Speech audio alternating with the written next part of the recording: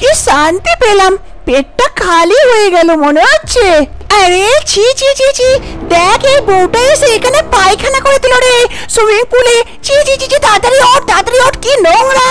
সকাল সকাল শম্পা পেট খালি করার জন্য নদীর ধারে চলে আসে। এখানে সব গ্রামবাসী বউরাও নিজের নিজের পেট খালি করার জন্য এখানেই আসে, কেননা এই গ্রামে কারোর বাড়িতেই বাথরুম নেই, তাই সবাই বাইরেই আসে খোলাতে। সেখানে একটা বউ শম্পাকে দেখে বলে, ওগো শম্পা, কোথায় দেখছো? এসো এসো, এখানে এসো, কালকে ভেজ খেয়েছি, অত দুর্গন্ধ নেই আমার। আরে ছি ছি বৌদি, এ কি বলছো? তুমি নিজের নিজের করো, আমি একাই করব। আমাকে লোকের সামনে যেতে লজ্জা পাই। তাহলে ভালো কথা, একাই একাই যাও, ওই ঝোপের মধ্যে করে নাও। তারপর শম্পা যায় এক ঝোপের মধ্যে বসে যায় আর তাড়াতাড়ি নিজের পেট খালি করে সেখান থেকে চলে যায়। শম্পা এদিক দিয়ে বাড়ির দিকে যায়, তখনই দেখে তার মা উল্টো দিক দিয়ে আসছে। আরে মা, কোথায় যাচ্ছ এত সকাল সকাল? ওরে শম্পা, একটু পেটটা খালি করে আসি, সকাল সকাল চাপ পড়েছে, দে তাড়াতাড়ি গটিটা দে জায়গা। আর বাড়ি গিয়ে দেখ তোর বাবা বসে আছে, একটু খাবার দাবারের কিছু ব্যবস্থা করে দেখা তো, তাড়াতাড়ি মাঠে যাবে তোর বাবা।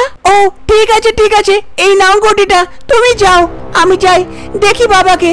তারপর শম্পা ঘরের দিকে যায় আর ওর মা মাঠের দিকে।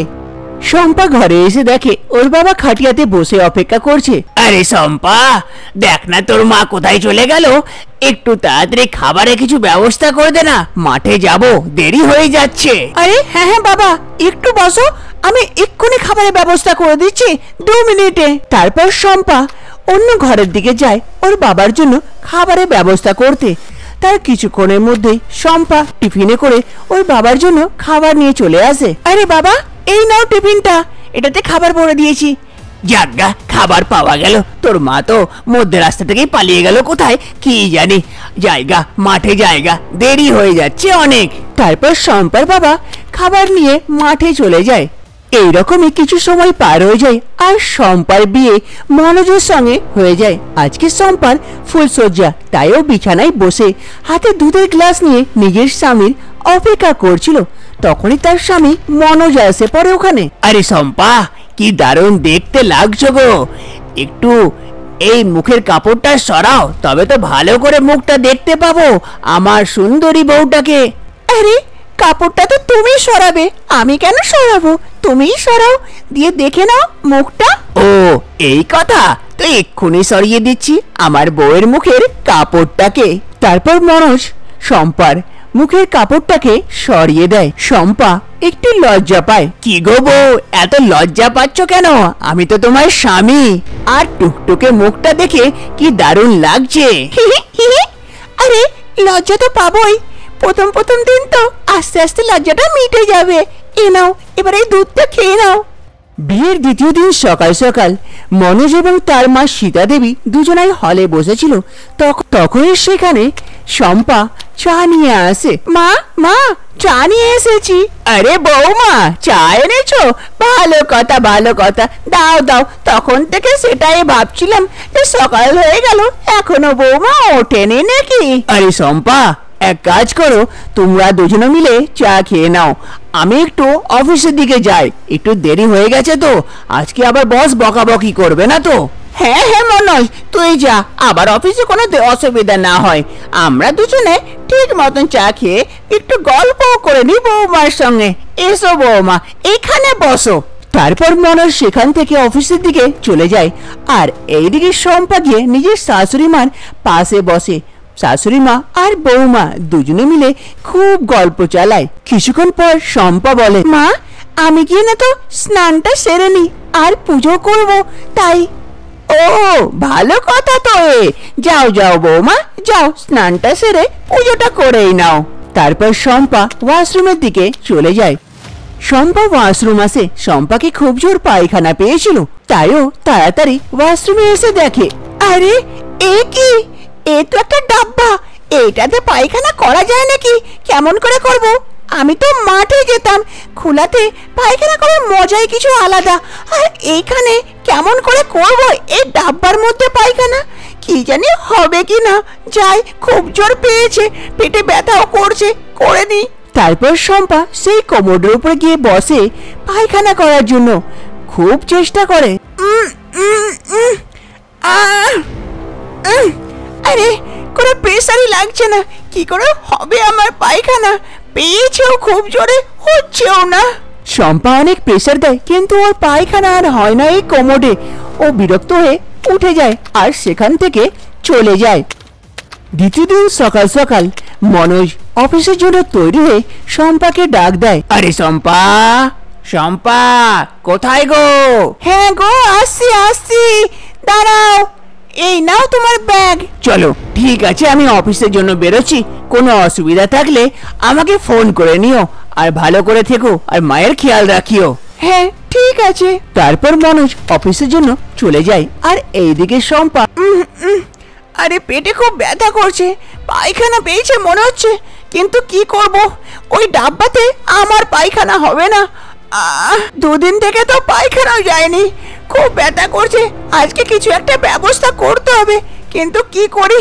এক কাজ করি না তো, ঘর থেকে বাইরে যাই, দেখবো কোথাও খালি জায়গা, সেখানে করে নেবো। জায়গা না তো আর কোনো গতি নেই আজকে। তারপর শম্পা ঘর থেকে বাইরের দিকে চলে যায়। শম্পা ঘর থেকে বাইরে চলে আসে, কিন্তু ও খোলা জায়গা কোথাও খুঁজে পায় না। আরে কি করব, কোথায় করব? চারদিকে তো বড় বড় ঘর, আর কোথায় করি? খুব জোর পায়খানা পেয়েছে, জায়গা একটু আগে দেখি, যদি কোথাও খোলা জায়গা পাই তো। তারপর শম্পা একটু একটু করে আগে বাড়ে। আরে এখানেও তো সেই অবস্থা, চারদিকে বড় বড় বিল্ডিং, কোথাও খোলামেলা জায়গা নেই। কি করি? পেটে খুব ব্যথা করছে, আর তো সহ্য হচ্ছে না। আরে আর একটু আগে যাই, দেখি কোথাও খোলা পাই নাকি। শম্পার অবস্থা খুব খারাপ হয়ে গেছিল, তাই ও একটু একটু করে আগে বাড়ে খোলা জায়গা খোঁজার জন্য। শম্পা আস্তে আস্তে এক জায়গায় এসে পড়ে, যেখানে শম্পা দেখে ভাবে, আরে এই জায়গাটা খুব সুন্দর, এখানে করে নিলে কেউ জানতেও পারবে না, কিন্তু যদি অপর দিকে করি তো কেউ যদি দেখে নেয়। তাই ওই পুকুরটাতে যাই, পুকুরে বসে পায়খানা করে দেবো, কেউ জানতেও পারবে না, আর চুপ করে চলেও যাব। তারপর শম্পা আস্তে আস্তে আগে বাড়তে লাগে। সামনে একটা সুইমিং পুল ছিল, সুইমিং পুলে কিছু মেয়েরা চান করছিল এবং খেলা করছিল। শম্পা তাই আস্তে আস্তে এসে সেই সুইমিং পুলে নেমে পড়ে, আর সেখানে বসে পায়খানা করে দেয়। কি শান্তি পেলাম, পেটটা খালি হয়ে গেল মনে হচ্ছে। শম্পার পেটটা তো খালি হয়ে গেল, কিন্তু তার পায়খানাটা জলে আস্তে আস্তে ভাসতে লাগে। ভাসতে ভাসতে সেই মেয়েগুলোর কাছে যায়। মেয়েগুলো যেমনই দেখে, আরে ছি ছি ছি ছি, দেখ এই বউটা এসে এখানে পায়খানা করে দিল রে সুইমিং পুলে। ছি ছি ছি ছি, তাড়াতাড়ি ওঠ, তাড়াতাড়ি ওঠ, কি নোংরা। আরে ওই বউ, এ কি করলে তোমরা এখানে? এটা কি পায়খানা করার জায়গা? ঘরে গিয়ে কি বাথরুম নেই যে তুমি সুইমিং পুলে এসে পায়খানা করে দিলে? ছি ছি ছি, একটু লজ্জা শরম কিচ্ছু লাগে না নাকি গো তোমাকে? ও ও আমি আমি এ কি আমি করছো? দাঁড়াও দাঁড়াও, তোমারে কমপ্লেন করছি এক্ষুনি। তুমি এই নোংরা করে দিলে গোটা জলটাতে। ছি ছি ছি ছি, এক ছি। সবাই মিলে শম্পার বিষয়ে কমপ্লেন করে দেয়। তাই এখানকার অথরিটি শম্পার স্বামীকে এখানে ডাকে। শম্পার স্বামীকে এই জল নষ্ট করার জন্য ওর ভরপাই করতে হয়। মনোজ এসে পয়সা দিয়ে শম্পাকে সেখান থেকে নিয়ে বাড়ি চলে যায়। হ্যাঁ গো শম্পা, বাড়িতে পায়খানা থাকতেও তুমি সেই সুইমিং পুলে গিয়ে পায়খানা কেন করেছিলে? তোমার কি মাথা পাতা খারাপ হয়ে গেছিল নাকি? শম্পা খুব ভয় পেয়ে গেছিল, তাই চুপ ছিল। এবার বলবে না চুপ থাকবে? আমি তো তোমার স্বামী, কিছু অসুবিধা হলে আমাকে বলবে তো, কি কাকে বলবে? আর ও ও আমার না এই পায়খানাতে পায়খানা করে হয় না, ওই ডাব্বার মতন। আমাকে তো গ্রামে খোলাতে যেতাম, তাই এখানে অসুবিধা হচ্ছিল। দুদিন থেকে কিচ্ছু পায়খানা করিনি, তাই পেটে খুব ব্যথা করছিল। ভাবলাম বাইরে গিয়ে খোলাতে কিছু করে নি, তো সেখানে আমি সেই পুকুরটা দেখতে পেলাম, দিয়ে পুকুরে নেমে পায়খানা করে দিয়েছিলাম। আর কিছু করিনি, ভুল হয়ে গেলে ক্ষমা করে দাও। আরে ঠিক আছে বাবা, ঠিক আছে, কান্নাকাটি বন্ধ করো। আগে যদি তুমি আমাকে এই কথাটা বলতে তো বাড়িতে একটা ইন্ডিয়ান প্যান বসিয়ে দিতাম, তো তোমার তো কোনো অসুবিধা হতো না। তা তো তুমি বলবে না। এবার দেখি কোনো ব্যবস্থা করি যাতে আগে থেকে তোমার কোনো অসুবিধা না হয়। শম্পার পায়খানাতে যেতে অসুবিধা না হয় তার জন্য মনোজ একটা ইন্ডিয়ান প্যান বসিয়ে দেয়। এবার থেকে শম্পা সেই ইন্ডিয়ান প্যানে পায়খানা করতে যায়, আর শম্পার কোনো অসুবিধা হয় না। আর শম্পা নিজের সপরিবারের সঙ্গে খুশি খুশি থাকতে লাগে এবার।